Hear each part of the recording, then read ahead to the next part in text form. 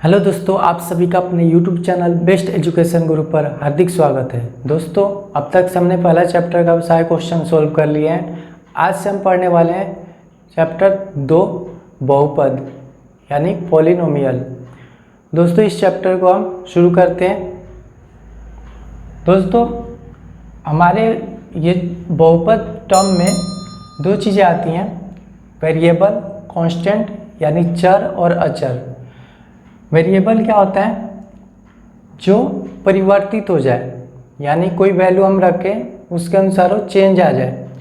और जो कांस्टेंट होता है वो अचर होता है, यानी कि वो फिक्स रहता है। जैसे चर में हमने जैसे एग्जांपल ले लिया x, तो x का मतलब हो गया कि इसमें हम 1 2 3 4 5 कुछ भी वैल्यू पुट कर सकते हैं और उसके अकॉर्डिंग हम px की वैल्यू निकालते हैं। x हो गया, y हो गया, 2x हो गया, x स्क्वायर हो गया। ये सारे क्या है?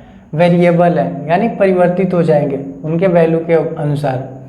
और कांस्टेंट क्या हो गया? जैसे हमने लिखा 2 5 1/2, ये कांस्टेंट है, यानी कि कभी ये चेंज नहीं होंगे। और इसमें जैसे ये पद कहलाते हैं जो प्लस और माइनस के साथ जुड़े होते हैं। तो अगर इसमें पद कहा जाए यानी टर्म कहा जाए तो इसमें 1 2 3 टर्म है, यानी कि हमारा एक टर्म है 3x स्क्वायर, एक है माइनस का 5x और एक है 2। तो 3 टर्म इसमें है। अब गुणांक यानी कोफिशिएंट क्या होता है? गुणांक का मतलब होता है कि कोई अचर, कोई जो वेरिएबल है यानी चर है, उसके साथ जो कोई अचर संख्या के साथ मल्टीप्लाई हो रखा है तो उसको हम इसके कोफिशिएंट कहते हैं। जैसे x स्क्वायर का गुणांक यहाँ पर 3 है और इसमें x का गुणांक है -5 और 2 हो गया हमारा कांस्टेंट। तो अब आते हैं घात यानी डिग्री। डिग्री क्या होता है? तो डिग्री जो होता है किसी बहुपद में किसी चर पद का मैक्सिमम, सबसे अधिकतम जो घात होता है उस बहुपद का घात कहलाता है। यानी कि जैसे इसमें 3x स्क्वायर -5x + 2 में जो है मैक्सिमम जो घात है हमारा 2 है। तो इस तरीके से ये 2 घात वाले बहुपद कहलाएंगे। अब हम पढ़ते हैं विभिन्न प्रकार के बहुपद के बारे में। तो ऐसा बहुपद जिसमें केवल एक पद हो, तो एक पद वाले बहुपद को हम एक पदी बहुपद कहते हैं। इसको इंग्लिश में मोनोमियल कहते हैं। मोनो का मतलब होता है एक। जैसे 2x में क्या है? केवल एक ही पद है। अगर ये होता है जैसे 2x + 5 तो ये 2 पद वाला हो जाता। तो ये एक पद वाला 2x है, 3y स्क्वायर, 4ab या 2, ये जो है सब एक पद वाले हैं, तो इनको एक पदी बहुपद यानी मोनोमियल कहते हैं। दूसरा है हमारा कि 2 पद वाले बहुपद को द्विपद कहा जाता है। जिसमें 2 पद हैं तो द्विपद यानी कि बाइनोमियल्स कहे जाते हैं। बाई का मतलब 2 होता है, 2 होता है। जैसे 2x + 3, इसमें 2 पद हैं। 4y - 7, इसमें भी 2 पद हैं। जो प्लस और माइनस के साथ जो अलग होता है, विभाजित होता है, वो टर्म होते हैं, पद होते हैं। यहाँ पे 4x स्क्वायर + 5 है, तो यहाँ पर भी 2 पद है, तो ये जो है बहुपद को द्विपद कहते हैं। और जिस बहुपद में 3 पद होते हैं उनको त्रिपद कहा जाता है, यानी कि ट्राइनोमियल्स, यानी ट्राई मतलब 3। जैसे 2x स्क्वायर + 4x + 5, ये 3 टर्म मिलकर ये त्रिपद वाले बहुपद बन गए। 4y³ + 3y स्क्वायर + 5 मिलकर ये 3 पद वाले बहुपद हो गए, यानी त्रिपद बहुपद हो गए। अब बहुपद का घात क्या होता है? What is degree of the polynomials? तो डिग्री ऑफ पॉलिनोमियल्स क्या होता है कि एक बहुपद में चर के अधिकतम घात, चर का मतलब x y a b c d, ये जो होते हैं हमारे जो वेरिएबल वाले होते हैं, तो उनके मैक्सिमम जो पावर होगा, मैक्सिमम घात वाले पद के घातांक यानी पावर के अंक को बहुपद की घात कहा जाता है। जैसे हमारे पास एक एग्जाम्पल है 3x⁵ + 4x³ + 2x + 9। इसमें अधिकतम घात वाला पद कौन सा है? ये है 3x⁵ और इसका घातांक कितना है? 5। तो इसलिए इसका अगर हम हमसे पूछा जाए कि इसके बहुपद का घात क्या है या डिग्री ऑफ द पोलिनोमियल क्या है, तो हम क्या आंसर बताएंगे, इसमें 5। उस तरीके से कोई एग्जांपल लेते हैं, जैसे 4x³ plus 3x² plus 6x plus 7। इसमें मैक्सिमम घात कितनी है, 3 है। ये जो है मैक्सिमम घात वाला पद है और इसका मैक्सिमम घात जो है 3 है, इसलिए इसमें घात क्या है, यानी घात, यानी इसका जो डिग्री ऑफ पॉलिनोमियल्स क्या है, 3 है। आइए अब हम बहुपद के प्रकार के बारे में जानते हैं।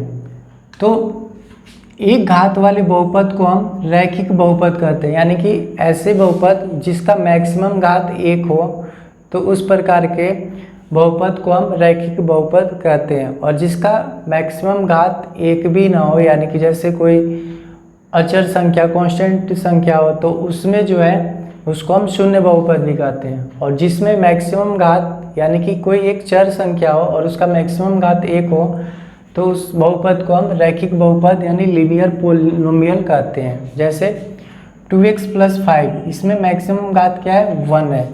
उस तरीके से 3y - 7, तो इसमें मैक्सिमम घात हमारा 1 है। 4a 1 9p तो 1, इसमें मैक्सिमम घात 1 है। तो इस प्रकार के बहुपद को हम रैखिक बहुपद कहते हैं। दो घात वाले बहुपद को द्विघाती या द्विघात बहुपद कहा जाता है, जिसको इंग्लिश में हम क्वाड्रेटिक पोलिनोमियल कहते हैं। जैसे x² + 1, तो इसका मैक्सिमम घात 2 है, 2y² 2 है, 3x² 2 है। तो जिसका मैक्सिमम घात 2 हो, उस प्रकार के बहुपद को हम द्विघाती बहुपद कहते हैं। और इसमें एक इम्पोर्टेंट नोट है जो कि एग्जाम में आते हैं कि द्विघात बहुपद का व्यापक रूप क्या होता है। तो द्विघात बहुपद का व्यापक रूप ax² + bx + c होता है, जो आगे चल के हमें इस द्विघात बहुपद के बारे में डिटेल में पढ़ना है। तो ये व्यापक रूप इसका यानी द्विघात बहुपद का स्टैंडर्ड जो फॉर्म होता है ax² + bx + c होता है, जहाँ a, b और c क्या है, कोई वास्तविक संख्या है और a 0 नहीं होना चाहिए, क्योंकि अगर a 0 हो गया तो ये तो पूरा 0 हो गया। अब जब 0 हो जाएगा तो ये द्विघात रह ही नहीं जाएगा, इसलिए a 0 नहीं होनी चाहिए। नेक्स्ट है 3 घात वाले बहुपद को हम त्रिघाती बहुपद कहते हैं, जिसको इंग्लिश में क्यूबिक पोलिनोमियल कहा जाता है। जैसे 2x³ + 3x² + 5, तो इसमें मैक्सिमम घात 3 है, इसलिए त्रिघाती बहुपद कहला जाएगा। और ये 3y³ ये भी त्रिघाती बहुपद, और 9y³ ये भी त्रिघाती बहुपद कहा जाएगा। त्रिघाती बहुपद का भी जिस प्रकार से द्विघाती का ये व्यापक रूप होता है, त्रिघाती बहुपद का भी स्टैंडर्ड जो फॉर्म होता है ax³ + bx² + cx + d होता है, जहाँ a, b, c और d वास्तविक संख्या है और a 0 नहीं होनी चाहिए, क्योंकि a अगर 0 हो गया तो ये पूरा 0 हो जाएगा और ये एक द्विघात बन के रह जाएगा। तो इस प्रकार से बहुपद के विभिन्न प्रकार हैं। अब पढ़ते हैं हम शून्यक के बारे में, यानी कि जीरोज। तो शून्यक क्या होता है, तो एक बहुपद के शून्यक उन बिंदुओं के एक निर्देशांक के बारे में आपने 9th क्लास में पढ़ा होगा, और 10वीं क्लास में भी 7वें चैप्टर में डिटेल में पढ़ना है। तो एक बहुपद के शून्यक उन बिंदुओं के x निर्देशांक होते हैं जहां y = px का ग्राफ x अक्ष को प्रतिच्छेद करता है। यानी कि जैसे ग्राफ हो गया हमारा, ये हो गया x अक्ष और ये हो गया y अक्ष। तो जो y = px, जैसे x अक्ष को अगर ये एक बार कोई लाइन विभाजित कर रहा है, तो इसका अगर हम कहेंगे कि इसके शून्यक क्या है, तो इसका शून्यक 1 है, क्योंकि x अक्ष को एक बार विभाजित करता है। उसी प्रकार से अगर कोई शून्यक इस प्रकार से कोई बहुपद का जो है ग्राफ बने, तो ये x अक्ष को 2 बार, ये x अक्ष हो गया आपका और ये हो गया y अक्ष, तो x अक्ष को 2 बार ये विभाजित करता है, इसलिए इसके शून्यक 2 हो जाएंगे। उसी तरीके से एक कोई पोलिनोमियल है, इस प्रकार से कुछ ग्राफ बनता है, तो इसके कितने शून्यक हो जाएंगे, 1 2 3 4, यानी कि x अक्ष को जितनी बार ये ग्राफ प्रतिच्छेद करता है तो उस बहुपद के लिए शून्यकों की संख्या उतनी होती है, जिसके बारे में हम अगली क्लास में 2.1 क्वेश्चन में करेंगे। या किसी बहुपद px में चर x का ऐसा मान जो px बराबर 0 कर दे तो उस मान को उस बहुपद का शून्य कहा जाता है। कैसे? जैसे मान के चलो कि हमने एक एग्जाम्पल लिया, px बराबर x² - 2x + 1। तो जैसे हम x के जगह पे अगर हम 1 लेते हैं तो यहाँ पर 1 का स्क्वायर -2 × 1 + 1 हो जाएगा। तो 1 का स्क्वायर 1, 2 × 1 2 और +1, तो 1 और 1 2 और -2, तो ये 2 में से 2 गया 0। तो मैंने अभी कहा कि px में x का ऐसा मान जो उस px की वैल्यू को 0 कर दे तो उस मान को हम बहुपद का शून्यक कहते हैं। यानी कि इसके लिए जो शून्यक है वो क्या है? 1 है।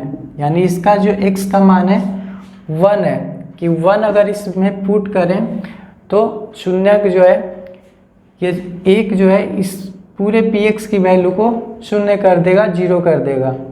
तो आई होप ये पॉइंट आपको क्लियर हो गया होगा। कुछ नोट मैं करवाता हूँ, इम्पोर्टेंट नोट जो है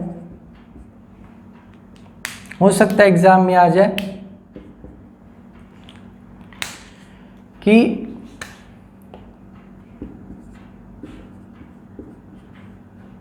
किसी द्विघात बहुपद यानी क्वाड्रेटिक पॉलिनोमियल का अधिकतम शून्यक यानी मैक्सिमम जीरोस 2 होंगे। द्विघात है इसलिए अधिकतम जो जीरोज होंगे शून्यक होंगे 2 होंगे। उसी प्रकार से किसी त्रिघात बहुपद का अधिकतम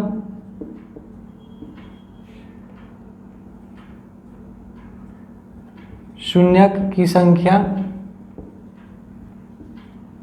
3 होंगे। यानी कि किसी त्रिघात बहुपद का अधिकतम शून्य की संख्या 3 से अधिक नहीं हो सकती। उस तरीके से अगर 4 घात वाले बहुपद होगा तो उसके अधिकतम जो है शून्य 4 होंगे, 5 घात वाले का 5 होंगे, 1 घात वाले का 1 ही होंगे। जिस प्रकार से मान चलो कि अगर हमारे पास px बराबर x + 1 है तो एक ऐसी वैल्यू इसमें कोई होगी जो इसको 0 करके रख देगी। जैसे वो कौन सी वैल्यू होगी? -1। अगर -1 यहाँ पे रखते हैं तो जाके ये 0 हो जाएगा।